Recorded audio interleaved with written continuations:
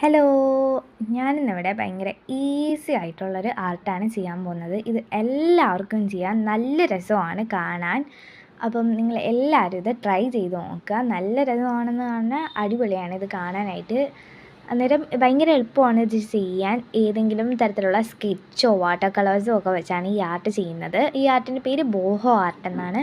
അന്നേരം നമുക്കിഷ്ടമുള്ള ഏതെങ്കിലും സ്കെച്ച് എടുക്കുക. അത് ഇങ്ങനെ ഏതെങ്കിലും ഷേപ്പ് വരച്ച് കൊടുത്തിട്ട് നിങ്ങൾക്ക് ഇഷ്ടമുള്ള കളേഴ്സ് വെച്ച് ഏതെങ്കിലുമൊക്കെ ഷേപ്പ് വരച്ച് കൊടുത്തിട്ട് അതെല്ലാം ഒന്ന് ഫില്ലാക്കി കൊടുക്കുക.